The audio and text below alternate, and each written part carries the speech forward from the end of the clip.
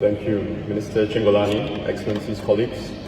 Singapore applauds Italy's strong leadership in hosting this ministerial to strengthen international cooperation on sustainable recovery and clean energy transition. And Singapore launched the Green Plan 2030 earlier this year to advance our national agenda on sustainable development. Under this plan, our energy reset pillar explains how Singapore will change the way we produce and use energy to meet our climate change commitments. Now, to overcome our small size and lack of resources, Singapore must innovate and use technology extensively and systematically.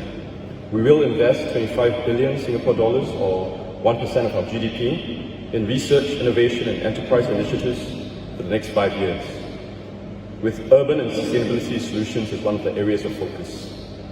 We are also actively building connections with 15 other innovation nodes through our Global Innovation Alliance initiative to develop innovative products and solutions. Innovation will help us to make bold moves on our energy transition.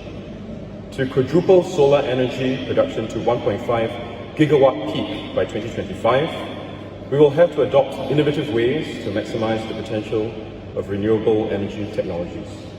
For example, just last week, Singapore officially opened the large-scale 60 megawatt peak floating photovoltaic system at Singapore's Tengah Reservoir, which is about the size of 45 football fields.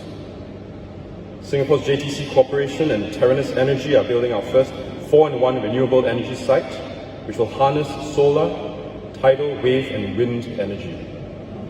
However, large-scale solar deployment in Singapore is limited by our land constraints. As an alternative energy disadvantaged country, Singapore will collaborate with international partners to further low-carbon technologies. And to that end, Singapore is collaborating with Australia, Chile and New Zealand on low-carb technologies, and these collaborations will strengthen our networks and partnerships and accelerate the development of low-carbon technologies and exchange of best practices. On the regional front, Singapore and ASEAN are working closely to lower energy intensity and to scale up renewables deployment. Singapore has also been working closely with the IEA to co-host regional training programs for policy and industry leaders in the area of clean energy financing, green buildings and smart cities.